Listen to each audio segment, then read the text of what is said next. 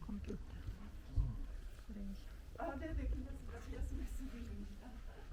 네, 감독님 너무 수고 많으셨다라는 말씀드리고요. 먼저 관객분들께 좀 인사 말씀드리겠습니다. 네.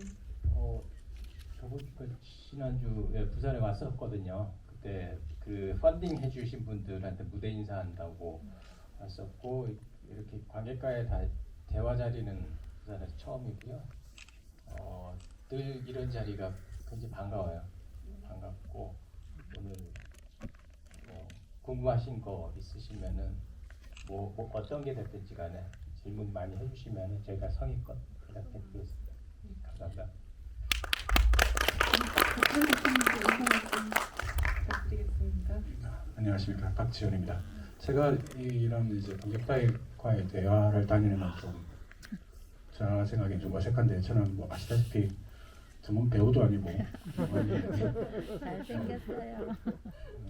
정경심 조국 두 분 재판의 포렌식 분석을 담당하고 있고 7월 15일에 법정 증인으로 서게 됩니다. 사건 관계인이라고 할 수 있죠.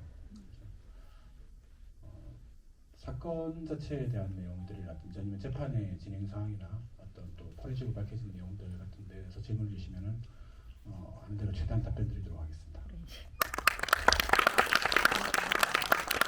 이승기 감독님께서는 그 뭐 VJ 기업 그 세월호에 관한 영화도 만드셨고, 그리고 그림자꽃이라 그래서 그 이제 저 북한으로 송환되기를 바라는 탈북민의 이야기, 혹은 뭐 달팽이 꿈이었나요? 네, 네, 달팽이 춤, 죄송합니다.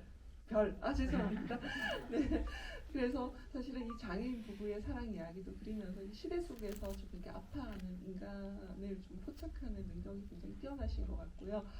제가 얼마 전에 여기서 그 정태춘 그 영화를 제가 GV 사회를 봤었어요. 그때는 사실 그게 얼마 전인데도 저희가 그 코로나 때문에 이 관객과의 질문에서 조금 질문을 받지 말자. 그리고 이제 마지막 두 분만 질문 받고 저희하고 이제 패널만 이렇게 대화를 나눴는데, 오늘은 제가 이 사회를 맡으면서 이제 영화의 전당 측에 전화를 걸어서 그렇게 말씀드렸어요. 이거는 무조건 관객과의 대화를 해야 된다. 제가 질문하는 게 아니라 관객과의 대화 속에 훨씬 더 많은 이야기가 나오고 훨씬 더 좀 살아있는 이야기들이 좀 오고 갔으면 좋겠다라고 해서, 사실은 이 코로나가 다 끝나지 않았지만 마이크를 돌려서 직접 질문을 드리고 이야기를 하는 시간으로 좀 이어가도록 하겠습니다. 그래서 사실은 뭐 질문을 하셔도 좋고요, 혹은 격려의 말씀도 좋고 영화 평도 좋고요, 혹은 이건 좀 아쉬웠어 라는 말씀도 괜찮고, 어떤 거라도 여러분들이 질문을 해주시고 답변을 하는 그런 시간을 좀 가지면 되겠습니다. 네.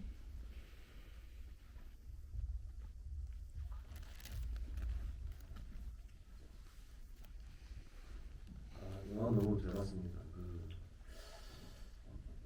사실은 제가 이제 이 언론에서 이제 방송이 엄청나게 나오고 이럴 때, 조국 기사가 나올 때, 조국 선생님 기사가 나올 때, 사실은 뭐 이렇게 저렇게 하는 민주화 운동을 하신 분들도 사실은 굉장히 분노를 많이 하셨고, 그런 사건에 대해서 또 뭔가 좀 진입학을 하기가 어려울 정도로, 또 뭐 진중권 씨도 그렇고, 우리 합리적이라고 하는 사람들조차도 이렇게 막 비판을 하면서 나왔기 때문에 상당히 좀 혼란스러운 상황이었고, 저도 사실은 구체적으로 조금 파고드는 거에 있어서 좀 소홀했거든요. 근데 오늘 쫙 보고 나니까 그래도 언젠가는 또 자세하게 좀 들여다봐야 되는데, 뭔가 심리적으로 자세히 못 보고 있었던 것 같은데, 알고 보니까 너무나 꽁털이 이런 증거들 이렇게 보면서 너무 화가 나가지고 참을 수가 없었습니다. 이렇게 만들어 주셔가지고 영화를 통해서 볼 수 있으니까 너무 감사드리고, 어떻게 감사드리는지 모르겠습니다. 이제 저는 이제 또 제가 오늘 알게 됐으니까 또 영화를 몇 번 더 볼 생각인데, 그래도 어떤 핵심적인 어떤 잘못된 증거들 다시 한번 좀 몇 가지만 좀 그리고 이 포렌식 그 IT 전문가님도 오셨으니까 거기 증거들에 대해서 한번 말씀해 주시면 좀 감사하겠습니다. 네, 저희가 사실 영화를 보면서 저는 이 영화를 이제 3번을 봤는데 첫 번째는 무슨 말인지 하나도 못 알아들었어요. 그러니까 뭐가 잘못되었다라는 건 이제 인지를 했는데 두 번째 되니까 조금 알겠고 세 번째 되니까 그거구나. 특히 3학년 1반, 3학년 2반 서울, 부산이 옆반이 아니구나라는 건 굉장히 쉬운 예로 이제 설명을 해주셨는데 이 영화에서의 설명을 조금 더 붙여주시거나 혹은 또 영화 속에서는 좀 잘렸지만 이런 증거가 또 있었다 이런 말씀 좀 해주시면 어떨까요? 일단 영화에 이제 이승주 감독님께서 이제 그 냉정하게 판단을 해서 영화의 전체 흐름을 해치지 않는 한에서 이제 영화에 담으신 건데 실제로 촬영한 부분은 이거에 아마 한 서너 배 정도 이슈 가지수로만 봐도 한 서너 배 정도의 촬영을 했었고요. 저는 이제 그 부분에 충분히 이제 일단 일반 영화 관람객분들이 이해할 수 있는 선에서 가장 쉬운 것들만 잘 그 단시간에 이해될 수 있는 부분만 이제 선택을 하신 걸로 보고, 다만 이제 제가 가장 아쉬웠던 부분은 이제 개인적으로 제가 이제 영화 자체와 관계없이 제가 가장 남기기를 많이 알려줬으면 좋겠다고 생각했던 부분은 뭐냐면은 정경심 교수의 당일 알리바이가 있습니다. 그러니까 제가 1심에서 2심 중반까지 집중했던 부분은 검찰이 유죄 증거라고 주장했던 것들을 깨는 거였거든요. 이게 전부 다 조작됐다라는 거. 그러니까 거의 단 하나도 빼지 않고 다 조작된 것 같습니다. 그 모든 증거를 다 가지고 있고요. 근데 그거하고 달리 2심 후반에 들어서 제가 새로 발견한 거는 정혜신 교수가 당일 이 나오는 이제 강사교실 PC 1번이 아니라 강사교실 PC 2번을 쓰고 있었던 증거를 찾았습니다.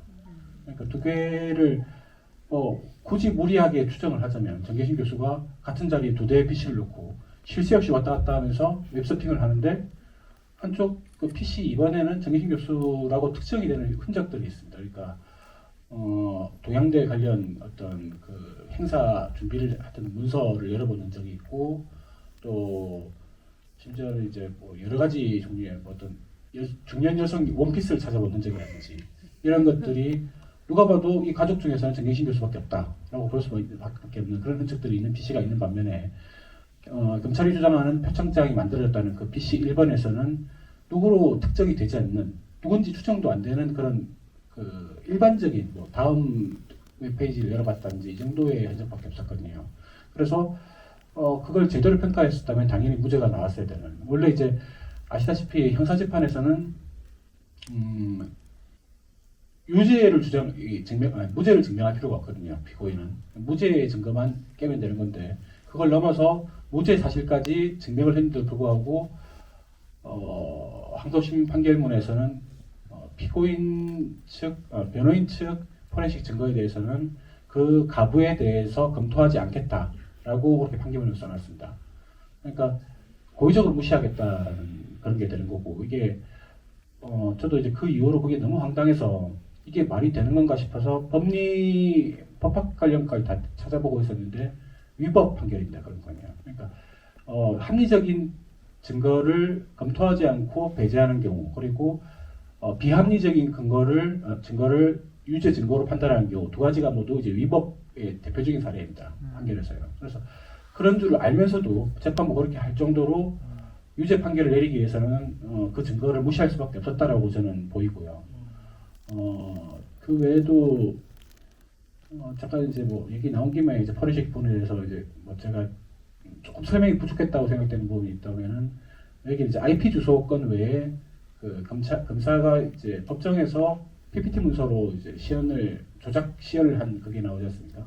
그게 대단히 이제 중요한 이유가 그거는 이제 강사교실 PC 1번의 증거 능력하고 직결된 문제입니다. 그게 항소심 첫 공판에서 강사교실 PC 1번을 검찰이 임의적으로 조작했다라는 사실을 밝혔고, 그것 때문에 항소심 내내를 거쳐서 딱 한 번 언론에 났습니다. 그때 그 이후로는 전혀 언론에 안 나왔었는데요. 그때 그것 때문에 제가 듣기로는 검찰에서 난리가 났습니다. 그러니까 그 강사교실 PC 1번에 통째로 이제 증거 효력이 없어지는 그런 문제였기 때문에 마음대로 조작을 하고 거기다가 USB를 꽂고 압수해 가기도 전에 그것도 그 현장에 있었던 그 동양대 조교가 모르게 USB를 꽂아놓고 그렇게 해놓고는 나중에 재판부가 왜 그랬느냐고 물어보니까 하는 소리가 선별 압수를 시도한 거다라고 얘기를 한 거거든요. 근데 사실 그때 압수를 할 권한이 아무것도 없습니다. 영장도 없었고 조교의 동의도 안 받았고 그냥 잠깐 PC를 보겠다라고 해놓고 거기다 자기들 말로는 선별 압수를 시도한 거다라고 말을 한 거죠. 저는 그 말도 안 믿습니다. 근데 그 말을 믿는다면은 스스로 위법 수사를 한 거라고 시인을 한 거거든요. 그렇기 때문에 그 문제가 그대로 굳어지면은 강사일구 실피시 1번은 그냥 통째로 증거에서 빠져버리는 게 확정적인 상황이었습니다.